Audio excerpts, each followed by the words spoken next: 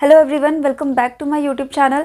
आज हम पढ़ने वाले हैं टिश्यू कल्चर के बारे में, क्योंकि ये एनसीईआरटी में गिवन है। क्लास 10 की जो बुक है उसमें टिश्यू कल्चर के बारे में थोड़ा सा बताया हुआ है, तो उसे ही हम डिटेल में जानेंगे कि टिश्यू कल्चर का प्रोसेस किस तरह से होता है।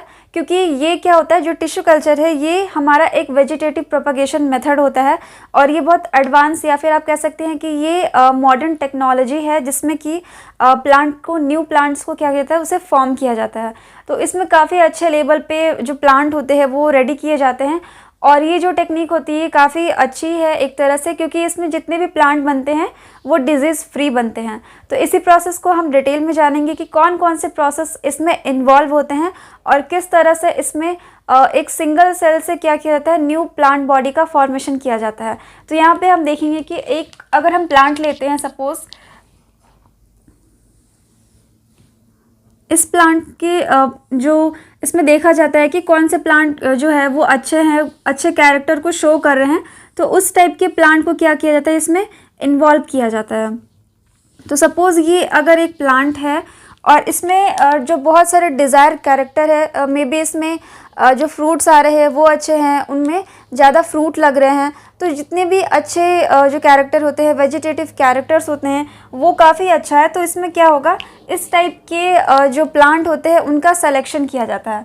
तो ये एक प्लांट हम ले लेते हैं जो कि काफ़ी कह सकते हैं कि इसमें बहुत सारे अच्छे कैरेक्टर प्रेजेंट है। तो इस प्लांट का क्या होगा कि जो मेरिस्टेमेटिक पार्ट होता है, यानी कि ऊपर का हिस्सा जो होता है, आपने देखा होगा कि जो ऊपर का हिस्सा होता है उसमें छोटे इस तरह से लीव्स बर्ड होते हैं, और ये जो पार्ट होता है सबसे अच्छा माना जाता है हमारे टिश्यू कल्चर के लिए, क्योंकि ये जो पार्ट होता है हमारा मेरिस्टेमेटिक वाला जो हिस्सा होता है, इसमें क्या होता है कि ये डिजीज़ फ्री यानी वायरस फ्री भी रहता है। तो इस वाले पार्ट से क्या किया जाता है, सेल को लिया जाता है। तो ये हमारा मेरिस्टेमेटिक सेल्स इसमें प्रेजेंट होंगे, या फिर आप कह सकते हैं कि ये टिप पार्ट को आप ले सकते हैं रीजन। तो ये मेरिस्टेमेटिक रीजन है, और इससे क्या होगा, हम कुछ सेल को एक्सट्रैक्ट करेंगे। तो यहाँ पे कुछ सेल को क्या किया जाता है, अलग किया जाता है। इनसे क्या होगा, कुछ सेल को लिया जाएगा। अब क्या होगा, इस सेल को क्या किया जाएगा, एक न्यूट्रिएंट मीडियम में डाला जाता है, और इस न्यूट्रिएंट मीडियम में इन सेल को क्या किया जाता है, डिवाइड करवाया जाता है। तो यहाँ पे आप एक बीकर अगर लेते हैं, बीकर में जनरली कोई भी रिएक्शन वगैरह कराना होता है, तो इस तरह से आप एक कंटेनर लेते हैं, और इस कंटेनर में इस सेल को क्या किया जाएगा, रखा जाएगा। तो सपोज़ ये एक सिंगल यहाँ पे सेल है, और इनमें कुछ क्या दिया गया है, इनमें कुछ न्यूट्रिएंट सप्लाई दिया गया है। तो इस तरह से इनमें कुछ न्यूट्रिएंट होंगे जो क्या करेंगे, इस सेल को डिवाइड करवाएंगे। तो यहाँ पे ये सेल क्या करेगा, कुछ टाइम के बाद से धीरे धीरे क्या होगा, इसमें सेल डिवीजन होगा। तो इसमें कौन सा डिवीजन होगा, इसमें माइटोटिक डिवीजन होता है, जिससे कि जो सेल होते हैं वो इंक्रीज करते जाते हैं। तो यहाँ पे क्या होगा, कुछ सेल जो होंगे इसमें बन जाने के बाद से क्या किया जाता है, अगर सपोज़ यहाँ पे बहुत सारे सेल जो है ये इकट्ठे हो गए हैं, इन सेल को अब हम क्या कहेंगे, कैलस। तो यहाँ पे ये सिंगल सेल था यहाँ पे, और इसे जब न्यूट्रिएंट सप्लाई दिया गया तो फिर क्या हुआ, इससे ये क्या फॉर्म कर गए, कैलस। तो यहाँ पे ये कैलस जो कि सिमिलर सेल्स होते हैं उन्हें हम कैलस कहेंगे, और ये जो कैलस होता है इनमें बहुत सारे सेल होते हैं जो क्या करते हैं, फर्दर इसमें पार्टिसिपेट करेंगे। तो ये जो कैलस होता है जो कि न्यूट्रिएंट मीडियम से बना है, अब इस कैलस को क्या किया जाएगा, एक दूसरी बीकर में या फिर दूसरे कंटेनर में डाला जाएगा, और फिर यहाँ पे क्या होगा,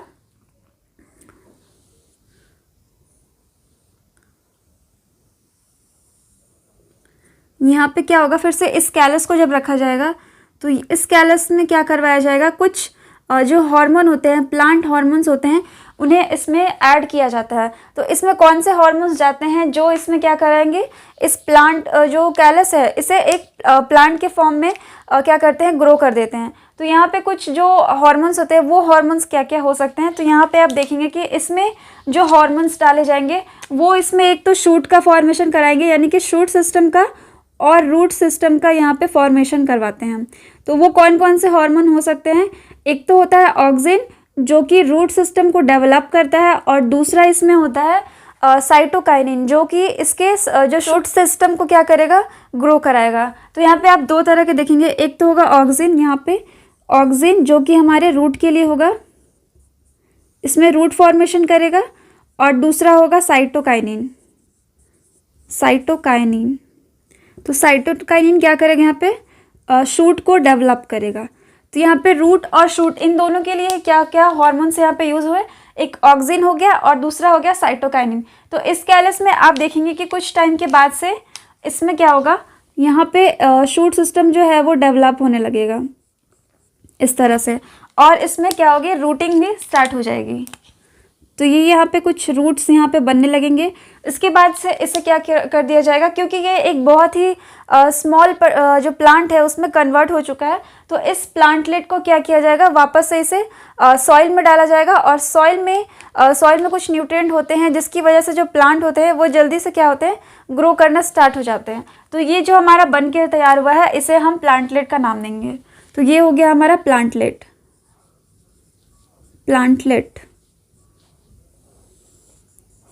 इस प्लांटलेट को क्या किया जाएगा, सॉइल में फिर से यहाँ पे सोइंग की जाएगी।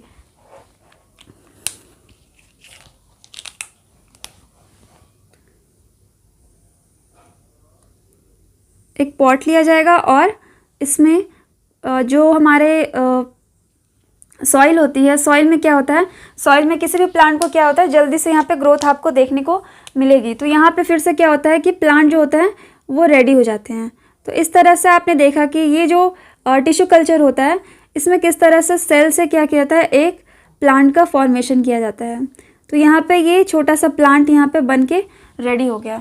तो यहाँ पे आपने सिंगल सेल से देखा कि सिंगल सेल में किस तरह से कैलस बना, कैलस के बाद प्लांटलेट, और एक फिर से क्या होता है, एक प्लांट बन जाता है जो कि मैच्योर होता है। तो यहाँ पे आप देखेंगे कि ये मैच्योर प्लांट बन के रेडी हो गया, मैच्योर प्लांट। और इसमें क्या है, ये सॉइल में, तो ये सॉइल में क्या होगा, यहाँ पे आपने लगा दिया और ये फिर से क्या हो गया, प्लांट में कन्वर्ट हो गया। तो यहाँ पे आपने डिफरेंट इसके स्टेप देखे। पहले क्या हुआ कि आपने मेरिस्टेमेटिक रीजन से सेल को एक्सट्रैक्ट कर दिया और इसे डाला एक न्यूट्रिएंट सप्लाई में, जिसमें कि जो सेल होते हैं वो डिवाइड करके कैलस बनाते हैं। और फिर से आपने देखा कि इससे क्या किया गया, एक हार्मोन वाले सॉल्यूशन में डाला गया। इस हार्मोन वाले सॉल्यूशन में ये जो कैलस था उसमें रूट और शूट का फॉर्मेशन हुआ by the help of auxin and cytokinin, जो कि प्लांट हार्मोन होता है। और फाइनली ये जो प्लांटलेट बना, इसके बाद से आपने इसे सॉइल में लगा दिया। तो यहाँ पे आपने सिंगल सेल को देखा, तो ये काफ़ी लार्ज स्केल पे किया जाता है, जिसमें कि एक साथ बहुत सारे प्लांट बनते हैं। तो यहाँ पे आप देख रहे हैं कि किस तरह से जो एक सेल है वो हमारा फुल बॉडी को यहाँ पे कन्वर्ट कर देता है, यानी कि एक पूरे मैच्योर प्लांट में यहाँ पे कन्वर्ट कर जाता है। तो ये एक टेक्निक होती है टिश्यू कल्चर की, जो कि काफ़ी मॉडर्न टेक्निक है किसी प्लांट को, यानी कि उसमें वेजिटेटिव प्रोपगेशन कराने के लिए।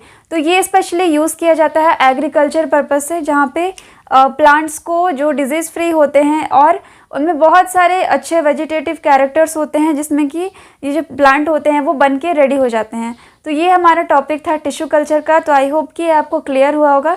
सो अगर कोई डाउट भी होता है तो आप कमेंट सेक्शन में कमेंट करके बता सकते हैं। Thank you.